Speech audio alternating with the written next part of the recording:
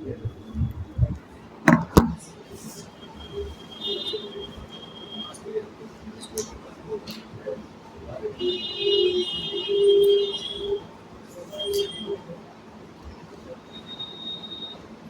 लोग जोधपुर स्थापना दिवस के अवसर पर आगे आ जाते हैं ना सब।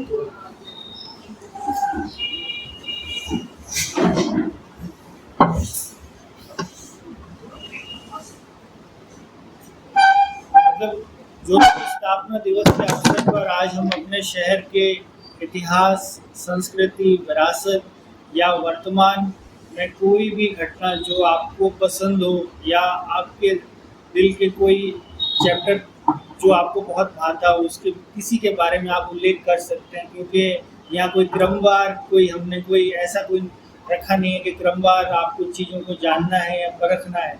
आपके मन में जो विचार आते हो, चाहे वो वर्तमान घटना से प्रेरित भी हो सकता है, 10 साल पहले हुई कोई घटना भी हो सकती है, या आपके दिमाग में एक कैजुअल थॉट आता हो कि भाई आज के शहर को आप क्या देखते हैं और 200 साल पहले कोई शहर में जो चीज़ें थी उसको किस तरह से तुलनात्मक रूप से आप एक कंपैरेटिव स्टडी के रूप में देखते हैं। तो किसी भी तरह से आप अपनी बात रख सकते हैं।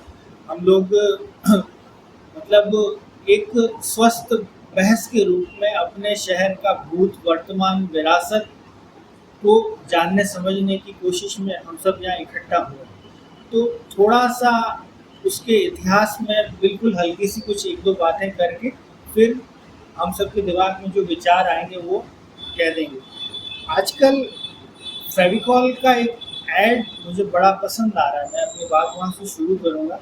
फेविकॉल का ऐड हमारे दिमाग में आते ही पीयूष पांडे की छवि हमारे दिमाग में आती है। मतलब पीयूष पांडे ने जो फेविकॉल के साथ किया, मतलब भारत में एक प्रोडक्ट को मतलब एक नए सोपान पर पहुंचा देना, मतलब इससे बड़ा योगदान हो नहीं सकता। तो आजकल अब पीयूष पांडे तो है नहीं, लेकिन चाहे वो ONM की टीम कर रही हो या कोई भी कर रहा हो, उसके क्रिएटिव हेड जो भी उसको नया ऐड बना रहे हो, तो आजकल अभी जो लेटेस्ट फेविकॉल का ऐड आ रहा है वो हमारी चर्चा से बिल्कुल ही मेल खाता है। इसलिए मैं उस ऐड की 2 पंक्तियों से अपनी बात शुरू करता हूँ। हर इंसान के अंदर होता है एक कारपेंटर जो किसी न किसी की कुर्सी पर नज़र रखता है। तो बस ये सामंती व्यवस्था, राजशाही व्यवस्था और वंशजों की व्यवस्था में कुल जमा सार यही होता है कि हर इंसान के अंदर होता है एक कारपेंटर जो किसी न किसी की कुर्सी पर नज़र बनाए रखता है। ये फेविकॉल का नया विज्ञापन है, आप देखिएगा, बहुत अच्छा विज्ञापन। तो अब यहाँ से कुछ बुनियादी बातें कि भाई ये राठौड़ वंशज का आगमन कैसे हुआ। सबसे ज़रूरी बात तो मतलब ये गुड टू नो इन्फॉर्मेशन में आपको हम सबको पता ही होनी चाहिए। तो यहाँ जो कन्नौज से गढ़वाल थे, उनके तीसरी पीढ़ी के एक राव सिंहा हुए थे। राव सिंहा गुजरात से होते हुए मारवाड़ में पाली में प्रवेश करते हैं और पाली में प्रवेश करते करते जो पालीवाल ब्राह्मण होते हैं, पालीवाल ब्राह्मणों के संपर्क में आते हैं। संपर्क में आने के बाद पता चलता है कि राजस्थान में उस समय व्यापार का भी बड़ा केंद्र पाली और उसके आसपास का स्थान था। तो लुटेरों का बड़ा आतंक रहता था। लुटेरों के आतंक से पालीवाल ब्राह्मण बड़े परेशान थे। तो पालीवाल ब्राह्मण एक अर्जी कहते हैं कि सिंहा जी हमारी रक्षा कीजिए इन लुटेरों से, और आपने रक्षा कर ली तो आपको जो आप कहेंगे वो हम दे देंगे। तो पालीवाल ब्राह्मणों की रक्षा करते हैं राव सिंहा जी, लेकिन कुछ समय तक वो अपनी नियुक्ति या अपना कार्य अच्छे से निभाते हैं। लेकिन उसके बाद इतिहास में एक ऐसी घटना होती है कि मारवाड़ को तुर्कों के आक्रमण ने बड़ा परेशान किया। समय समय पर तुर्कों का जो आक्रमण हुआ है, तो उसी के आक्रमण में पाली के पास बीठू नामक गांव में वो वीर गति को प्राप्त हो जाते हैं राव सिंह। और वहाँ पर बीठू गांव में उनका देवल भी बनाया हुआ है और आज भी वो उनका देवल वहाँ स्थापित है।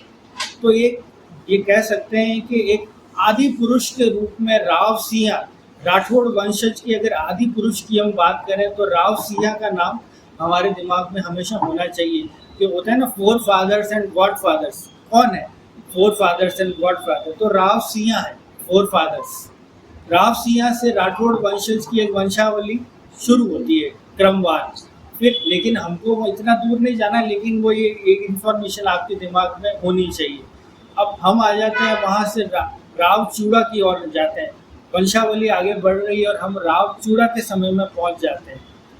राव चूड़ा वीरम देव के पुत्र थे और राव चूड़ा भी बड़े पराक्रमी योद्धा थे, लेकिन जो मारवाड़ की स्थिति थी और सामंतों की स्थिति थी जब तक भी अच्छी नहीं हुई थी, अपने वर्ग संघर्ष के लिए, अपने अपने हितों के संघर्ष के लिए, अपने लोगों के संघर्ष के लिए बड़ा संघर्ष चल रहा था। और सबसे बड़ा संघर्ष था भोजन का, बार बार ये संघर्ष किया जा रहा था। फिर यहाँ पर भी एक घटना होती है कि फिर से तुर्कों का आक्रमण होता है, लेकिन यहाँ पर तुर्कों के आक्रमण के साथ प्रतिहार वंशज भी उनसे जुड़ जाता है। प्रतिहार वंशज के जो इंदा प्रतिहार हुए वो भी जुड़ जाते हैं।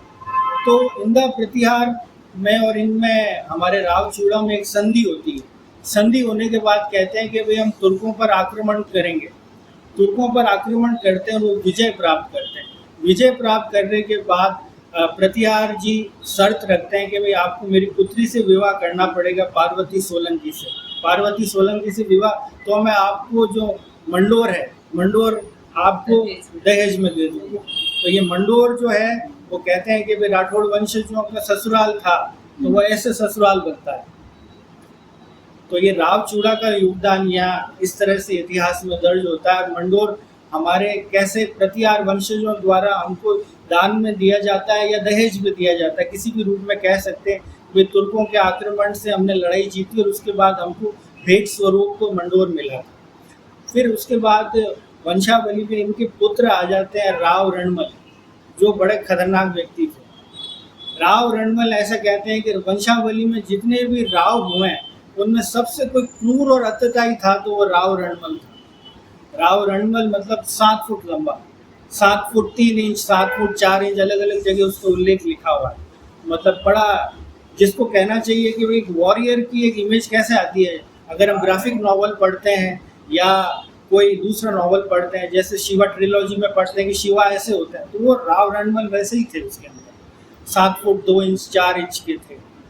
और राव रणमल को गुस्सा बहुत आता था, गुस्सा बहुत, और गुस्सा आने के कारण उनके जेन्युइन कारण भी थे कि भाई उनको मारवाड़ रियासत की गद्दी नहीं दी। उनके पिता ने मारवाड़ रियासत की गद्दी दे दी उनके भाई कान्हा को, राव कान्हा को गद्दी दे दी। राव कान्हा को गद्दी देने के बाद यहाँ से एक षड्यंत्रों का सिलसिला जो शुरू होता है, एक के बाद एक ऐसे षड्यंत्र होते हैं कि इतिहास में 5-6 बड़ी बड़ी घटनाएं यहाँ हो जाती है।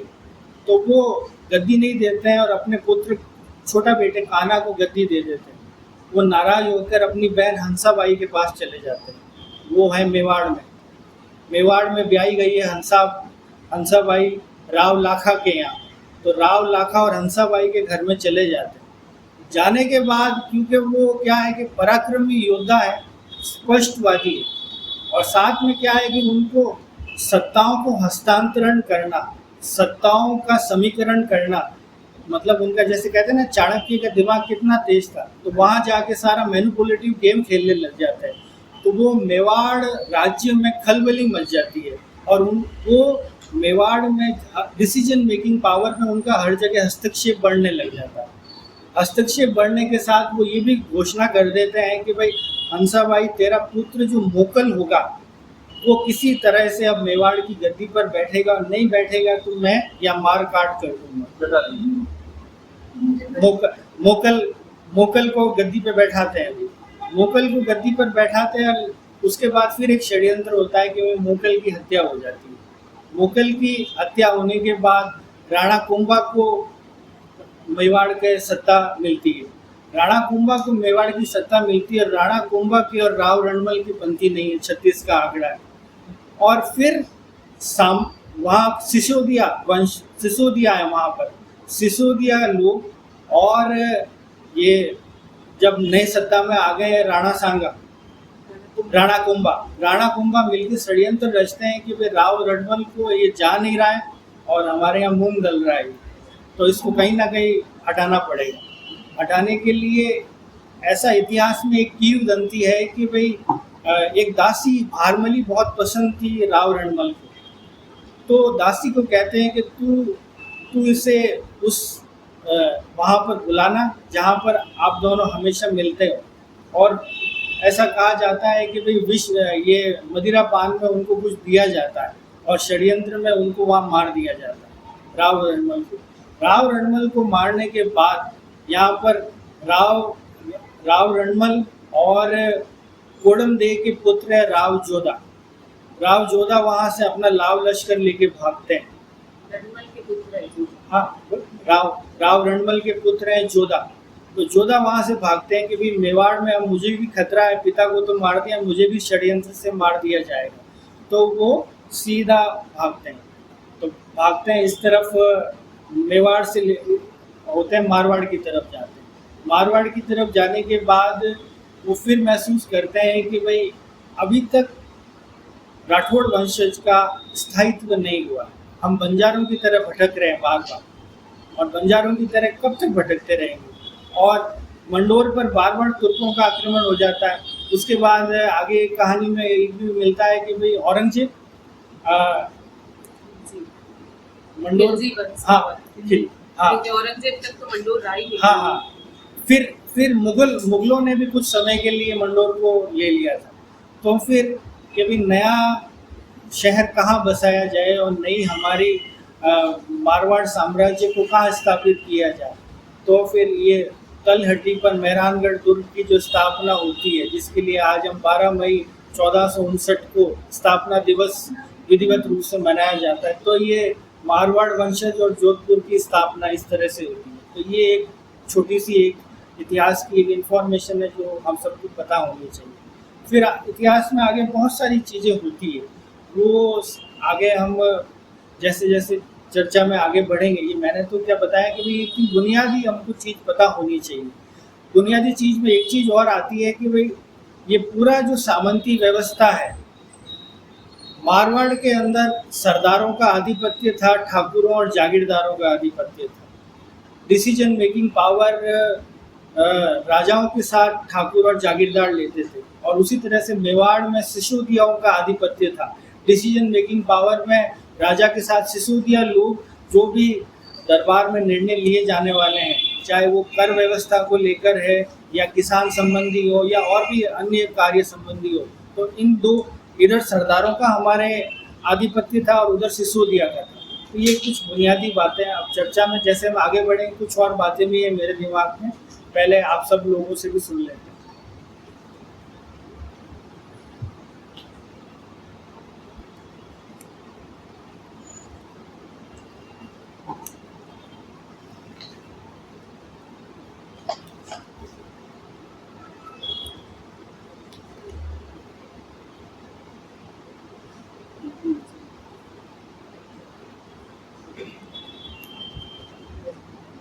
तो इतिहास हमारे राजस्थान के ऐतिहासिक सोर्सेज जो जानने के प्राइमरी सोर्सेज में ख्यात बहुत प्रमुख होते हैं। और हमारे यहाँ नैन सीरी परगना, बुद्धा नैन सीरी ख्यात, हम ज़्यादातर अभी वाले जो है ना, जो annuls and antiquities of Rajasthan, इसको बड़ा सोर्स मान लेते हैं, जबकि उन्होंने जो इतिहास लिखा है वो उनका यात्रा वृतांत है। राजस्थान शब्द का ही मतलब है एक तो राजाओं का स्थान और एक होता है राजधानी।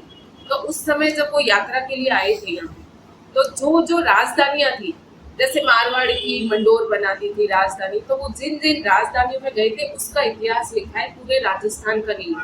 ठीक है, वहां से वर्ड उठा लिया कि आज का जो राजस्थान हमारा शब्द दिया गया है राज्य को, वो वहां से उठाया। फिर ख्याता और बहियों में जो एक दोहा भी दिया हुआ है, क्योंकि दोहे जो है ओरिजिनली हिंदी में नहीं, दोहा जो वर्ड है वो राजस्थानी का है, सोरठे लिखे जाते हैं दोहे। और हमारे दोहों को भी एक तरीका है यहाँ लिखने का, कि बंद कितने रहेंगे, कितनी मात्राएं इस्तेमाल होती है, ये सारी राजस्थानी लैंग्वेज के अपने सोर्सेस थे इतिहास जानने के भी राजस्थान में। तो दोहा में एक दोहा मिलता है जो स्थापना हुई, और उसी से जैसे 1515 जेठ मास जोधाना सुद 11 शनि मंडियो घड़ मेरान। अब इसका जब ट्रांसलेट करते हैं तो जोधपुर दुर्ग की नींव विक्रम संवत 1515 के जेठ मास के शुक्ल पक्ष की 11 को शनिवार के दिन रखी गई। यह तिथि ईसवी सन में परिवर्तित करने पर 12 मई 1459 निश्चित होती है और मारवाड़ में शनिवार की स्थापना को अत्यंत शुभ माना जाता है। अपने यहाँ पे ये प्रचलन में भी है और इस दोहे को ये ट्रांसलेट करके कि विक्रम जो है प्रचलित हमारी ख्यातों में और इस फॉर्म में लिखी हुई होती थी बहुत सारी चीजें, तो उनको भी स्टडी करते हैं तो हमारे प्राइमरी सोर्सेज में जैसे राव चुंडा थे, उनके 15 पुत्र थे इतिहास में, राजाओं के, रानियों के। और जैसे राव जोधा जब निकले थे अभी तक इनके पास मंडोर था। मंडोर क्या है? भाखड़ों के बीच में, पहाड़ों के बीच में कह रहे हैं अपन, अपना ये पूरा भाखड़ों के बीच में है। तो मंडोर भाखड़ों के बीच में था, तो एक राजा के हिसाब से मंडोर पे क्या भाकर के बीच में होने से और जंगल था चारों तरफ से, तो सुरक्षा की दृष्टि से मंडोर सही नहीं था, इसीलिए आक्रमण होते रहते थे। इल्तुतमिश ने भी आक्रमण किया था, कुतुबुद्दीन ऐबक के टाइम में आक्रमण हुए और फिर जब राव मालदेव वगैरह लड़ाइयाँ हुई और राव मालदेव और मुगल शासक हुमायूं की लड़ाई हुई थी शेरशाह सूरी से। कुछ टाइम के लिए शेरशाह सूरी चले गए थे और ये हुमायूं को गद्दी से हटा दिया था और दिल्ली सल्तनत पे शेरशाह सूरी बैठ गई थी। उस टाइम मालदेव से झगड़ा हुआ था, राव मालदेव से। तब उन्होंने कोट दिया था कि मुट्ठी भर बाजरे के लिए मैं हिंदुस्तान की बादशाह खो देता। मतलब यहाँ के शौर्य वीरों में, राठौरों में जो लड़ाई की, एक दिल्ली सल्तनत का शासक जिसने मुगल शासक हुमायूं को हरा दिया था, उसको कुछ टाइम के लिए वो गद्दी से हटा के वो भाग गया था हुमायूं। उसने कहा मैं एक मुट्ठी भर बाजरे के लिए, ये तो ऊपर वाले ने रहम कर दिया मेरे ऊपर, वरना मैं एक मुट्ठी भर बाजरे के लिए अपना दिल्ली की सल्तनत खो देता। तो ये पावर थी कि यहाँ के लोग अपने लड़ाई या अपने के लिए कुछ भी कर लेते थे। और ये है कि दहेज में मिला था राठौड़ों को यहाँ पे। और राव जोधा जब वापस रणमल जी के साथ जब वो मेवाड़ गए और मेवाड़ में षड्यंत्र रच के उनको रणमल जी को मार दिया गया था महाराणा कुंभा द्वारा। उसके बाद वहां से बचते बचाते वो यहाँ पाली के पास ही उनकी मासी का एक गांव था और मासी के पास जो है उनके हस्बैंड के पास बहुत सारे घोड़े थे और उनके पास काफी सारे उनके सैनिक मारे गए थे। कुछ सैनिक उनके साथ थे, लेकिन घोड़ों के बिना तो उस टाइम लड़ाई हो नहीं सकती। कितने दूर कहोगे आप, आज के हिसाब से तो सोर्सेस थे ही नहीं ट्रांसपोर्ट के। तो अपनी मासी से बात की, मासी के हस्बैंड कंजूस थे, उन्होंने मना कर दिया था देने से, लेकिन मासी ने उनको बंद करके तय खाने में और फिर दे दिए थे उनको कि जो चाहिए जोधा को ले जाने दो। 15 वर्षों तक वो इधर उधर भटकते रहे। फिर वापस जाके उन्होंने मेवाड़ियों से मंडोर को जीता और मंडोर जीतने के बाद उनको यही सबसे ज्यादा चिंता थी कि फिर से कोई जीत लेगा, तो मुझे मेरे शहर को, अपने आप को और मेरे लोगों को सुरक्षा की दृष्टि से मुझे कोई ऐसी जगह ढूंढनी है। तो पहले उन्होंने जो ढूंढी मसूरिया पहाड़ी पे गए थे। मसूरिया पहाड़ी का एक ओरिजिनल मसूरिया नाम कैसे पड़ा?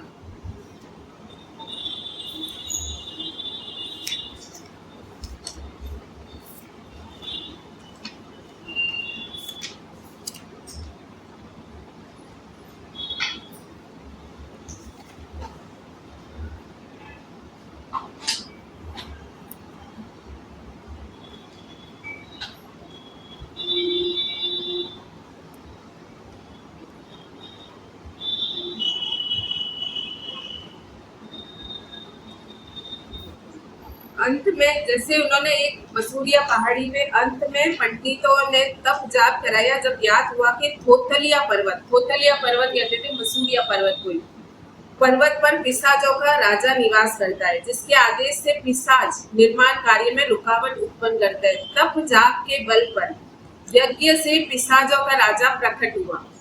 उसने अपना नाम मेहमद शाह ऊर बताया, जिसने कहा कि वहाँ पिशाचों का निवास है, इसलिए दुर्ग बनाना भी उचित नहीं है, तथा ये सलाह दी कि पंच टेकरिए पर्वत पर दुर्ग बनाया जाए। तो सब प्रकार से शुभ है। पंच टेकरी जो आज हम ये चिड़ियाटुक पहाड़ी पे है, शुभ रहेगा। उसने ये बताया कि पूर्व जन्म में वह नागर ब्राह्मण था तथा सुप्रसिद्ध लोक देवता रामदेव जी के पिता अजमाल जी का गुरु था। उस जन्म में माथो उसका नाम था। उसने यह भी निवेदन किया कि जो यात्री रामदेवरा दर्शन हेतु जावे वे यदि यहाँ धोख देकर जावे तो प्रेत आत्मा से उसकी मुक्ति हो सकती है। तब से रुनेचा जाने वाले यात्रियों के लिए थोथलिए भाकर में धोख देकर जाने की व्यवस्था हुई और भादवा सुद बीज को यहाँ पाट उत्सव का मेला भरा जाता है। इसी ख्यात के अनुसार ये थोथलिया भाकर कालांतर में मेमत शाह का भाकर कहलाना लगा, जो बिगड़कर मसूरिया हो गया। अपभ्रंश हो के नाम चेंज हो जाता है। अब ये तो एक ख्यात के अनुसार, इतिहास में तो हम भूत प्रेत इनकी बातें मानते नहीं है, लेकिन किंवदंती या जो भी प्रचलन होता है साहित्य में और लोगों में तो कुछ भी प्रचलन में आ जाता है। और भय ऐसी चीज होती है कि कोई भी चीज आम जनता तक, निचले तबके तक तो बहुत इजीली डर के माध्यम से कुछ भी पहुंचाया जा सकता है। तो एक सोर्स ये भी है कि मतलब वहां उनको कहा गया पहले, पर एक्चुअल में ये तो जो एक ख्यात में है कि इस तरह की लोगों में बात चल रही थी। लेकिन जब राव जोधा ने वहां सर्वे किया तब उन्होंने पाया कि वहां पर सबसे बड़ी कमी है जल की, पानी की कमी है, अभाव रहेगा। और एक अगर किला बनता है उसके आसपास शहर बसाते हैं, जल का अभाव होगा तो शहर कैसे बसेगा। तब उन्होंने उस चीज को हटाया और फिर वापस दूसरी जगह जो आज हमारा ये है। और हमारे इस किले को जैसे किला और गढ़ राजस्थान या अपने संस्कृत ग्रंथ है, चाहे राजस्थानी ग्रंथ है, किला और गढ़ दो अलग शब्द है, लेकिन अब प्रचलन में आ गया इसलिए हम एक साथ यूज करते हैं। किला होता था जो पहाड़ पे बनाया हुआ, गढ़ होता था जो जमीन पे बना हुआ है जिसके चारों ओर खाई बना के और करते। लेकिन अब प्रचलन में हमने सारे वर्ड एक तरह से इस्तेमाल करने लगे। फिर यहाँ पे किले के अंदर दो चीजें स्पेशली हमारे किले में बनाई गई है। एक तो हमारा किला जो है कागमुखी है, मतलब ऊपर की तरह बहुत फैलाव वाला। धनुषमुखी हमारे धनुष की तरह सेफ है। मयूर ध्वज भी इसको कहते हैं कि मयूर के पंख की तरह फैला हुआ है। और मैरान शब्द का है इसलिए ये अपने आप को सूर्यवंशी राठौड़ भी बोलते हैं। मैरान शब्द का ही मतलब है मेहरान का सूर्य, तो सूर्यवंशी राठौड़ भी बोलते हैं इसकी वजह से। तो किले के अंदर दो चीजें हैं। हम एक तो बने होते थे जीव रखा, जिसको अंग रखा आज के हिसाब से इंग्लिश में कहे तो बॉडीगार्ड जो हम रखते हैं। तो किले में भी एक जीव रखे का प्रचलन था। किले के स्टार्ट में अगर जीव रखा पे किसी सेना ने कब्जा कर लिया तो मतलब किले पे कब्जा हो गया। तो वो जीव रखा स्टार्ट का जो मेन घुमाव का पॉइंट होता था, क्योंकि किला जो ये बना हुआ देखो नीचे से रास्ता है सिकुड़वा, ऊपर से आने वाले जो किले से आएंगे रास्ता है चौड़ा, ताकि 4 या 5 अश्व के साथ सैनिक आ सके ऊपर से, इसलिए ऊपर से चौड़ाई में बनाया हुआ है। जहाँ मेन चौड़ाई का रास्ता है वहाँ जीव रखे जाते थे सेफ्टी के हिसाब से। सैनिकों की छावनी का एक वहाँ रखा जाता था मेन जो मुख्य। और एक होता था कवशीस। कवशीस का मतलब ये होता है सबसे ऊपर। और हमारे सबसे ऊपर हम देखते हैं आज भी शहर के तरफ मुंह किए हुए तोप रखी हुई है। तो सेना के ये दो प्रमुख रूप थे कि किले को बनाया इसलिए था कि एक अभेद किला है। मेहरानगढ़ को मतलब किसी ने ऐसे विजय प्राप्त नहीं किया था। जोधपुर किला जब ये मंडोर का किला था उसको काफी लोगों ने विजय प्राप्त की थी, आक्रमण किए है मेहरानगढ़ पे, लेकिन विजय प्राप्त नहीं कर पाए थे क्योंकि इन कंडीशन से भी। और बाकी तो इतिहास में हम जितना इतिहास जाने हमारे खुद के शहर का उतना कम है। और जानना भी चाहिए कि हम आज के दिन स्थापना दिवस मना रहे तो क्यों मना रहे। फिर ये जो पदम सर भी बनाया, ये मेवाड़ से एक सेठ को पकड़ के लाए थे, उनका नाम सेठ पद्मानंदी था। उन्होंने वापस अपनी कैद से छुड़ाने के लिए काफी सारी भेंट और पैसा दिया। उस पैसे से उन्होंने मेहरानगढ़ में भी लगाया और उसी को फिर उनकी याद में ये पदम सर भी बनाया। पदम सर और ये रानी सर ये जोधपुर किले के उस समय मेन पानी के सोर्स थे। बाकी तो और हिस्ट्री में बहुत सारी चीजें हैं जानने के लिए हमें। आपने जैसे किले और गढ़ का फर्क बताया, तो इसने तो दोनों अपना लिया, मेहरानगढ़ में भी गढ़ पर वो आम प्रचलन में क्या है, बोलचाल में शुरू हो गई ये चीज। अब डिफरेंसेस, जैसे मैं कह रही हूँ, हमारे एक वर्ड आता है वफात, अरबी का वर्ड है ये। वफात का मतलब होता है कि नबी जो पैगंबर थे जिनकी डेथ होती थी उनको कहते हैं जिनको डायरेक्ट जन्नत मिलेगी। वो सिर्फ नबियों की डेथ के लिए ही वर्ड यूज होता है। और 12 वफात हम रसूल अल्लाह का बर्थ डेट और डेथ डेट के रूप में बड़ा या जुलूस भी निकलता है सोचती है, तो उनके लिए यूज करते हैं। लेकिन आजकल आम प्रचलन में जिसकी भी डेथ हो गई है, इनकी वफात हो गई है, यूज करने लग गए क्योंकि वो टर्म्स भूल गए। अब हिंदू में भी देहांत शब्द है, मोक्ष की प्राप्ति हो गई। ये कैसे कह सकते हैं मोक्ष की प्राप्ति हो गई? मोक्ष का अगर हम टर्म भी देखें तो बिल्कुल मीनिंग अलग है।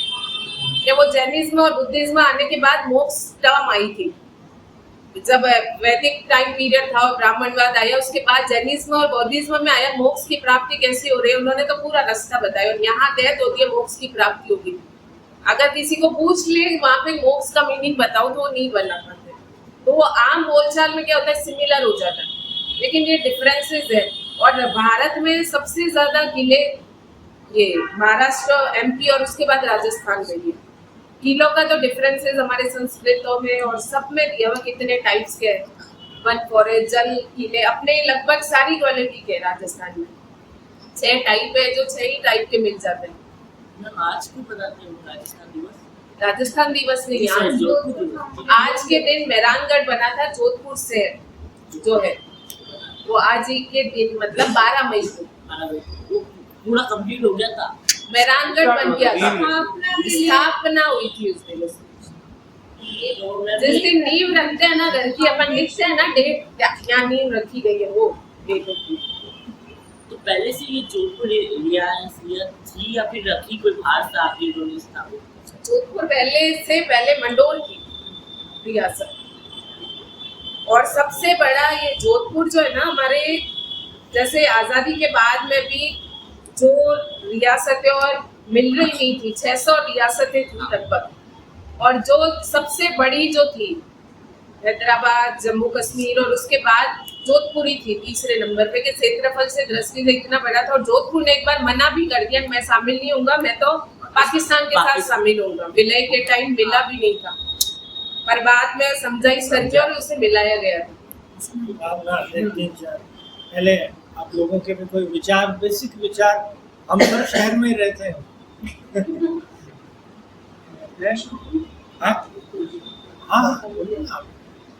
तो जैसा हम लोगों की चर्चा से कोई एक पॉइंट निकल के आया, पानी की कमी। तो मेहरानगढ़ ट्रस्ट से एक किताब पब्लिश हुई थी वाईडी सिंह जी की, water bodies, traditional water bodies. तो उसका एक दोहा मुझे बड़ा आकर्षित लगा। तो उसमें वो 100 साल की गणना को वो पूरा कंक्लूड करते हुए बताते हैं कि 7 काल 27 जमाना 63 पुरिया काचा, 3 काल हैड़ा पड़े भाई पुत्र मिले नहीं पाचा। और क्योंकि मैं तो उस ग्रामीण परिवेश से आता हूँ, तो आज भी हम लोगों के गांव में छपनिया काल, तेईसा काल, और वो बातें चलती है कि मतलब जो बुजुर्ग थे हमारे, जो ग्रैंड फादर्स थे, वो बताते थे कि उनके कुछ भाई थे जो हमारे गांव से माइग्रेट होकर सिंध तक गए थे, मालवा तक गए थे, लेकिन कुछ लोग वहाँ से लौटे नहीं वापस। और यहाँ जो पीछे रह गए, उन्होंने जो खेजड़ी की छाल थी और बाजरे का आटा मिला के और रोटियाँ खाई, और एक ऐसा विपरीत समय भी जो है मारवाड़ के लोगों ने देखा। आज चूँकि IGNP आ गई है, तो पानी की स्कैरसिटी हम लोग इतनी फेस नहीं कर पा रहे। एक पानी की कमी उस समय थी, लेकिन हम विश्व के जो दूसरे डेजर्ट देखते हैं तो उसमें इतनी बसावट नहीं है। लेकिन हमारा जो रेगिस्तान है उसमें बसावट है। हम यहाँ किसी भी तरफ निकल जाएं तो दूर दूर तक हम जाएंगे तो पता चलेगा कि एक ढाणी है, ढाणी के अंदर कुछ पशु है, एक पानी का टाँका है। तो ये जो टाँका बनाने का जो सिस्टम है वो राजस्थान के अंदर ही हमारे यहाँ में देखने को मिलता है। और ये तो चूँकि अपन जेठ माह के अंदर बैठे हैं, तो गाँव में तो रीत रही है कि जो किसान थे वो जेठ महीने के अंदर अपने खेतों में जाते हैं और जो खेतों में उनका टाँका होता है उसको साफ करते हैं, उसकी जो आगोर होती है उसको कचरे से साफ करते हैं। उनको एक होप होती है कि बारिश आएगी, बारिश का पानी पड़ेगा तो हम लोग साल भर उसको यूज़ कर पाएंगे। तो ये तो पानी को लेकर के हो गया। दूसरा, जितने हमारे यहाँ ट्रेडिशनल जो वाटर बॉडीज है, झालरे हैं, बावड़ियाँ हैं, कुएँ हैं, तालाब हैं, उन्होंने विश्व स्तर पर अपनी एक प्रतिष्ठा स्थापित की। मुझे अनुपम जी याद आते हैं गांधी ब्रिज फाउंडेशन के, जिन्होंने किताब लिखी राजस्थान की रजत बूंदें और आज भी धरे हैं ताला। तो जब मैंने वो किताब पढ़ी तो मैं बहुत शौक था कि मुझे पता ही नहीं था कि बाप फरोती के क्षेत्र में कुइयाँ बनती है। वहाँ फ्लोराइड बहुत ज़्यादा है, पानी बहुत खारा है, भूजल बहुत खारा है, लेकिन जो कुई है, कुई के अंदर मीठा पानी पीने के लिए मिलता है। हाँ, और एक ये वो अनुपम जी बताते हैं कि राजस्थान की मिट्टी की जो ये बालू रेत है, इसमें अलगाव है लेकिन इसमें लगाव भी है। तो इसमें पानी बरसेगा तो वो पूरा धरती सोख लेगी, लेकिन उसको वापस बूंद बूंद के रूप में कुइयों के माध्यम से वो पानी हम लोगों को पीने के लिए मिलता है। तो उस राजस्थान की रजत भूमि के माध्यम से जो हमारे यहाँ का जो जल संरक्षण का जो एक मैसेज था, वो लाखों लोगों तक गया और वो किताब बेस्ट सेलर रही। और शायद मैं स्टूडेंट था तो मैंने उसी के माध्यम से जाना कि हमारे इस ट्रेडिशनल वाटर बॉडीज का वैल्यू कितना है। एक बार दिल्ली में कार्यक्रम था राजेंद्र सिंह जी भाई साहब का, तो वहाँ इसको लेकर के बहुत सारी चर्चाएं थी कि अनुपम भाई साहब ने कितना काम किया, क्या हुआ, कैसे हुआ। क्योंकि हम लोग इस परिवेश में रहते हैं तो हमें मूल्य नहीं होता। कहता है कि डक्का जोगी जोगना आन गांव का सिर्फ। तो हमें एक तो ये हमारे लिए गर्वानुभूति की बात होनी चाहिए कि हमारे यहाँ इतनी अच्छी वाटर बॉडीज थी। दूसरा जो मैंने ऑब्जर्व किया गाँवों के अंदर कि वहाँ कम्युनिटी वर्क का बहुत ज़्यादा वो प्रचलन था। जो लोग कृषि परिवेश से जुड़े हुए हैं, तो ये जो गर्मी का महीना होता है, जो अक्षय तृतीया के बाद के जो 2-3 महीने होते हैं जब बारिश नहीं आती है, तो गांव के लोग मिलते हैं और जिसको आजकल एक नाम दे दिया है श्रमदान। तो लोग श्रमदान करेंगे, तालाब में से कचरा हटाएंगे, कांटे हटाएंगे और उसको मतलब साफ बनाएंगे। और कुछ जैसे आजकल हमारे यहाँ एनवायरनमेंट को लेकर के बहुत सारे क्राइसिस चल रहे हैं। ओरन का जो एक सेक्रेड ग्रूव्स जिसको हम लोग कहते हैं इंग्लिश के अंदर, तो ओरन का बहुत ज़्यादा प्रचलन हमारे यहाँ है। ओरन को लेकर के कई सारी मतलब एक धार्मिक एक बातें भी चलती है कि जो फलाना ओरन है उस ओरन में से कोई लकड़ी नहीं काटता है, वहाँ कोई मतलब अतिक्रमण नहीं करता है, नहीं तो जो है बाबू जी का, मामा जी का, भैया जी का उस पर प्रकोप हो जाता है। पहले तो लोगों को एक वित्त के माध्यम से कंट्रोल किया जाता था, लेकिन आज जब हम लोग देखते हैं तो पता चलता है कि खेत के अंदर तो जान का पौधा नहीं है। जो जिसको कहते हैं ना साल्वाडोरा ओलियोडिस, तो 2 तरह की झाड़ होती है जिसको सबसे ठंडा वृक्ष माना जाता है, वो तो सिर्फ ओरन में ही पनपता था। तो आज भी जो हिरणों का जो झुंड है या नील गाय का जो झुंड है, जो खरगोश है, जो लोमड़ी है, वो तो ओरन के अंदर ही हमें देखने को मिलती है। तो एक ये वाइल्ड लाइफ कंजर्वेशन का जो कॉन्सेप्ट है वो ओरन के माध्यम से राजस्थान का ये हमारे। दूसरा जो मुझे याद आता है कि हम लोग शुरू से साहित्य पढ़ते रहे, तो जो विजयदान जी देथा ने जो लिखा, रानी लक्ष्मी कुमारी चुंडापत ने जो लिखा, तो एक बार कहीं चर्चा हो रही थी कि राजस्थान में तो रेगिस्तान ही रेगिस्तान, तो कोई कहता है कि नहीं, राजस्थान के रेगिस्तान में प्रेम और प्रीत और जो देह के धागे हैं वो बहुत अटूट है। जैसे महेंद्रा और मुमल की प्रेम कहानी ले लीजिए, आबद की प्रेम कहानी ले लीजिए, तो रोला मारू की प्रेम कहानी ले लीजिए, और उस प्रेम कहानी में हम लोग जब पढ़ते हैं तो हमें जो मोरलिटी की जो हाई वैल्यूज हमें देखने को मिलती है, वो एक प्रेरणा का स्रोत है आज की जनरेशन के लिए। दूसरा जो देता साहब ने लिखा, उनकी जैसे बातों की फुलवारी के 14 बाग है, उनके जो नॉवल है महामिलन वगैरह, उनको जब हम लोग पढ़ते हैं तो उनमें कुछ समय का जब संघर्ष बहुत ज़्यादा था, संसाधन कम थे, आपत्ति थी, उस समय लोगों के आपस का जो एक जुड़ाव देखने को मिलता है। उनकी जो बातें, उन्होंने सारी बातों को संग्रहित करके उसको लिपिबद्ध किया है।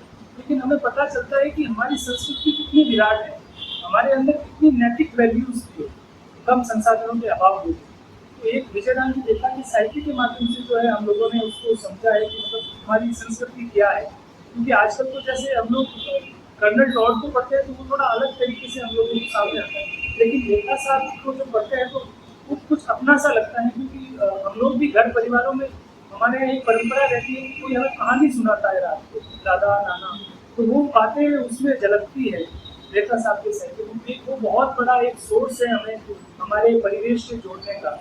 और जैसे कि हम लोग चर्चा कर रहे थे जिसमें एकीकरण की बात भी आई, तो मुझे ओंकार सिंह जी बाबरा की लिखी एक किताब है, एक महाराजा की अंतर कथा, जो महाराजा हनुमान सिंह जी के जीवन पर आधारित है, जिसमें उनके जो जन्म से लेकर के और जो उनका देहांत हुआ, तारों में उलझ करके जो उनका जो प्लान था वो जो उसका देहांत हो गया, और जो राजनीतिक परिवेश था, कैसा परिदृश्य था, जुबेदार को लेकर के क्या कैसे विरोधाभास हुए, तो उन सबको लेकर के जो एक किताब है ओंकार सिंह जी बाबरा की, एक महाराजा की अंतर कथा, तो वो पढ़ते हैं तो पता चलता है कि हरवंश सिंह जी का जो एक विजन था पॉलिटिक्स को लेकर के वो कैसा था और आज पब्लिक में जो मिथ है वो क्या है, तो एक वो भी देखने को मिलता है।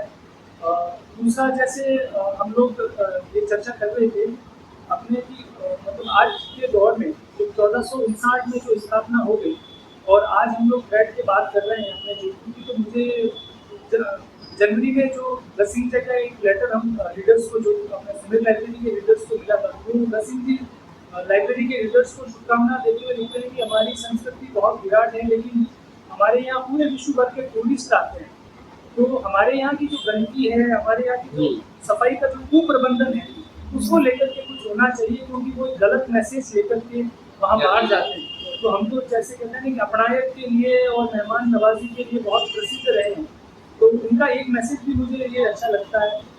मुझे लगता है कि मैं इस बात को शायद कहते हैं ना कि आगे के रूप में पिरो तो नहीं पा रहा हूँ, लेकिन ऐसा होता है ना कि कुछ यहाँ से पकड़ा, कुछ यहाँ से पकड़ा, कुछ यहाँ से पकड़ा, ये सारी बातें जोड़ करके और जो है आपके सामने रख रहा हूँ। तो बस मेरा यही है कि मतलब हम क्या हैं, कैसे हैं और कहाँ से हम लोग अपना साहित्य उठाते हैं। और यहाँ महाराजा उमेश सिंह जी का तो जो कोट आज के सिनेरियो से, हाँ, हिंदू और मुस्लिम मेरी दो आंखें हैं, दो आंखें बिल्कुल। अपने शहर के लिए ये कोट किया था उन्होंने। और आज जो सिनेरियो हो रहा है सोशल मीडिया के थ्रू, जो चीज रिलीजियन एस्पेक्ट से एक दूसरे को लेके भड़काए जा रहे हैं, और कई बार अपने आसपास भी मिल जाती है चीजें, जबकि उस टाइम पीरियड में तो ऐसा कुछ था ही नहीं। आधुनिक जनक थे उमेश सिंह जी का। जैसे कि आपने कहा था जो मेमोरीज कनेक्टेड होती बोली उसमें भी बोल सकते हैं, तो आप लोगों ने सुनने हिस्टोरिकल जो भी था सिग्निफिकेंस को बता दिया। तो अब मेरी जो मेमोरी है वो ये है कि 2010 से पहले हम बाड़मेर रहते थे, तो उधर से एक बच्चे के मन में क्या होता है कि नहीं आना, बट वो कनेक्टेड उस टाइम के लिए जिस हिसाब से इमोशंस कनेक्टेड होते हैं वो उस टाइम के लिए ऐसा था कि नहीं जाना है जोधपुर, लेकिन अब ऐसा लगता है कि जोधपुर से दूर नहीं जाना। तो उसी में मैंने कुछ लिखा है, Jodhpur is not just the city I live in, it's the city I belong to. Since 2010, these streets have watched me grow, and somewhere along the way, the city stopped feeling like a place and started feeling like home. My Jodhpur begins with the fearless beauty of Mehrangarh Fort, standing proudly against the sky, and the peaceful marble silence of Jiswanthara beside it. The royal charm of Umaid Bhavan Palace, the calm sunsets of Kailana Lake, and endless blue lanes that makes this city look like a dream. Every corner carries a different emotion. The morning near temples feel magical. The devotion of Chamunda Mata temple, the peaceful aura of Ganesh temple, the peaceful aura of Siddhnath temple, where whenever you go, you just never feel like, yeah, you are here for just for devotion and all, but your mind also feels calm and peaceful. And then comes the heartbeat of the city, the crowded beauty of Clock Tower Market, the colorful shops of Sardar Market, the aroma of Mirchi Bada and Mawa Kachori in the air, the sound of bargaining, laughter and music, chaotic yet strangely comforting. Even the ordinary evenings here feel special. The warm desert wind, the glowing streets, the people who make strangers feel familiar. Jodhpur has a way of making hearts stay. Jodhpur has a way of making hearts stay. And honestly, whenever someone asks me, what if you have to leave Jodhpur, I smile and say, some places are impossible to leave because they become a part of who you are.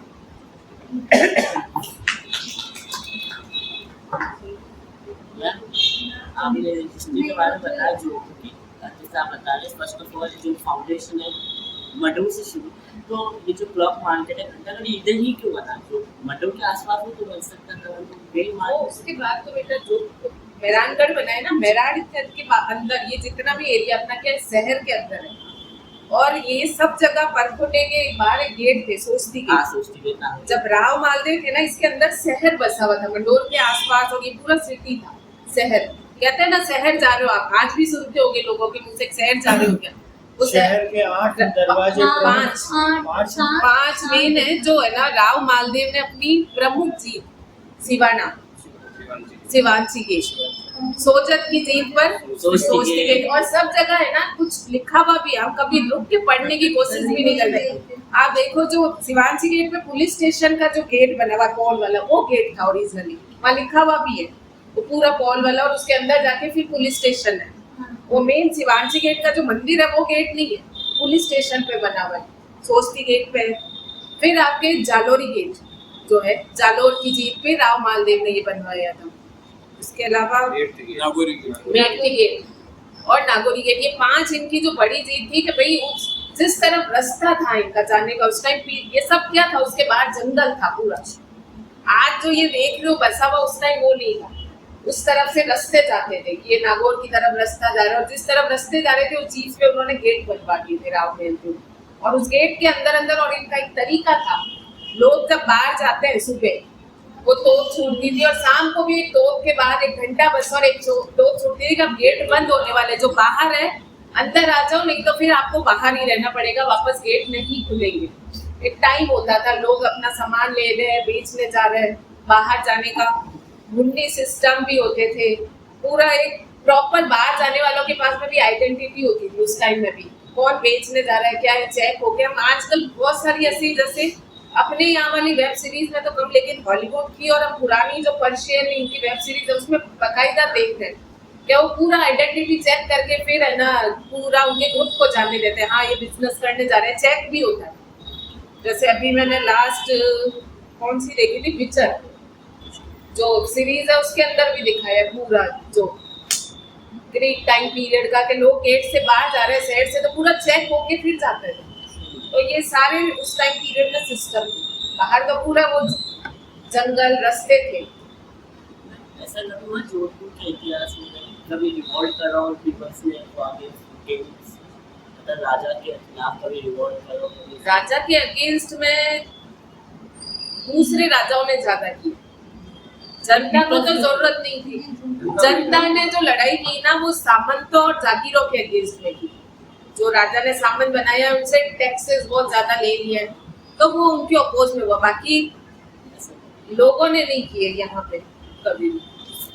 जैसे जोधपुर में तो ज्यादा तो जो कृषि भूमि थी वो खालसा थी, तो खालसा में तो सीधा सिस्टम राजा से होता था। राजा तो से जागीर होता जहाँ पे थी तो जागीर में एक मीडिएटर आ जाता था, उसका जागीर होती थी, उसके काम जागीरदार है, नौकर है, उसके कामदार है, उसके वो है, तो वहाँ एक्सप्लॉयटेशन और शोषण वहाँ ज्यादा होता था।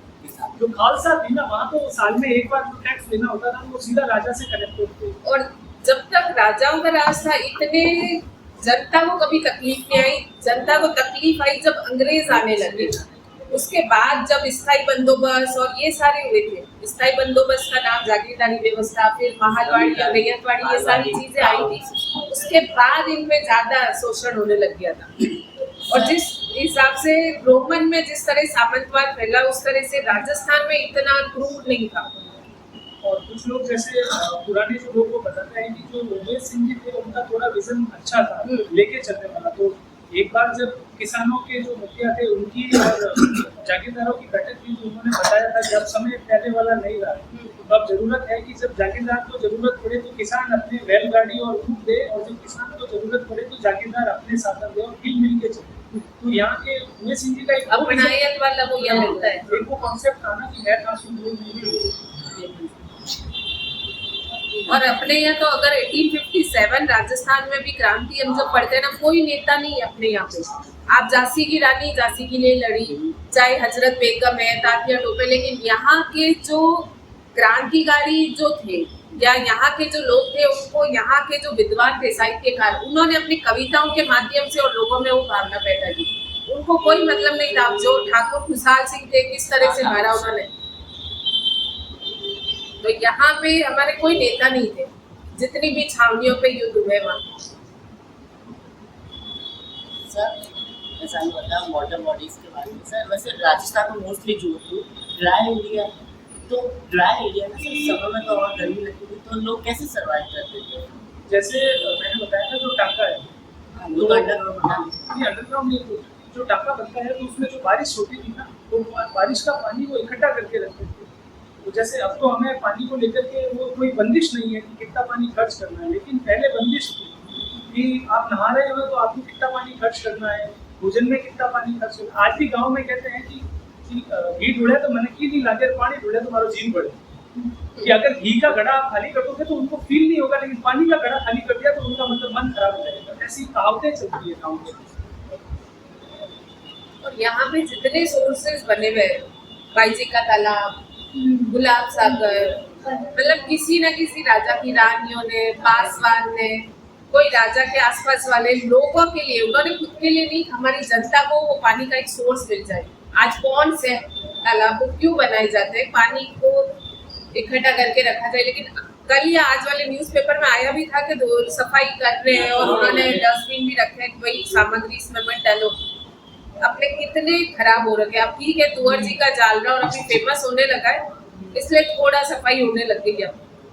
फिर ये टूरिज्म के पॉइंट है अपने। ये तो सबसे ज्यादा अपने लिए शर्म की बात होनी चाहिए। अपने तापी बावड़ी, गुलाब सागर का ये बच्चा छोटा वाला जो गुलाब सागर है, ये बड़ी खराब व्यवस्था हम देखने को मिलता है। और सैलानी सारा आते अपना हैं, आर्किटेक्ट भी कितना अच्छा इसमें जालरा घर बना हुआ है। ये बड़े मैं सफाई के मुद्दे पे और पानी के मुद्दे पे बोले जा रहा। अशोक जी ने मेरी ही बातें करी है। मैं भी बड़ा विचलित होता हूँ जब भी देखता हूँ सफाई सही नहीं है। आप भीतरी शहर में जाए, आप जगह जगह कुत्तों के द्वारा गंदगी करी हुई रहती है, जगह जगह कचरे के ढेर पड़े। मतलब यहाँ दुकान है, दुकान के बाहर, ये अपने तापड़े गली के बाहर कुंगलपाड़ा में जादू किराना स्टोर है, उसके चौक पे ही आपको कचरे का ढेर, लोहे के पॉल के सामने कचरे का ढेर एनी टाइम मिलेगा, एनी टाइम। हर बार कंप्लेंट भी करते हैं तो फिर कोई सुनवाई नहीं होती। कई बार सोचते कि यार इतनी गंदगी होने के बाद भी फिर शासन सुनता नहीं तो फिर क्या कर सकते। और जनता को भी जागरूक है, जनता भी जागरूक है, कंप्लेंट्स भी डालती है, खुद भी समझदार है, फिर भी ये जो है सफाई जोधपुर से बड़ा मुद्दा है। कल परसों पेपर में 36,000 पॉइंट का लोगों को जब तक अपने शहर से वो मोहब्बत नहीं होगा ना, तब तक वो नहीं हो सकता है।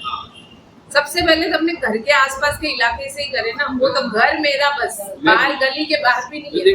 इवन मैं देखती हूँ हमारे इधर एक एरिया में पार्षद है, उनके जस्ट घर के सामने पूरा कचरा से ढेर लगा हुआ है, कोई फर्क नहीं पड़ रहा। और जस्ट उससे आगे मस्जिद है कि रिलीजियन भाई आपके पॉइंट है, उसके आसपास तो सफाई रखो कम से कम, इतनी तो श्रद्धा रख घर लो। साफ रखेंगे, बाहर कूड़ा तो बाहर वाला कूड़ा तो घर में आएगा वापस, कहाँ जाओगे। और दूसरा जैसे गाँवों के अंदर पहले पानी के लिए वो पंडित का कॉन्सेप्ट था, लेडीज थी वो बड़े बिहारी वगैरह गाने का कॉन्सेप्ट बढ़िया ही जाती थी, तो उनमें आपस में जो मतलब चर्चा होती थी। जैसे आजकल तो व्हाट्सएप और ये सब हो गया है, तो कोई लेडी अगर उसके पीहर के गाँव की है तो उसके प्रति उसका विशेष स्नेह होता था कि वो मतलब जानकारियां आसपास होती थी, तेरे पीहर में क्या हुआ, मेरे पीहर में क्या हुआ। और आजकल जो है ना सोर्सेज, जैसे कई स्टूडेंट भी मैंने देखा है या यंगस्टर है, वो जो ये गाइड्स होती है कंपटीशन की तैयारी कर रहे हैं, उनमें इतना सा फैक्ट दिया है उसी को सच मान लेते हैं, पीछे का कुछ जानने ही नहीं चाह रहे। और अब जो पहले जो ऑथर्स थे, अब तो कोई ऑथर्स ऐसे है ही नहीं। आप किसको पढ़ो आज के टाइम में, हमारे शहर के ऑथर्स के अगर हम नाम पूछे तो कौन है। हम राजस्थान के भी अगर टॉप ऑथर्स में अभी के ले लें,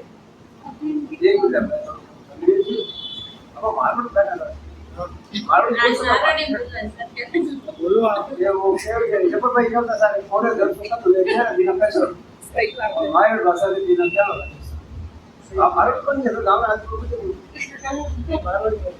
नहीं अरे है मालूम है अपन ये बाबा तो नहीं है भाई, ये बात मानी तो नहीं लेकिन आदमी के जो पढ़ेगा आप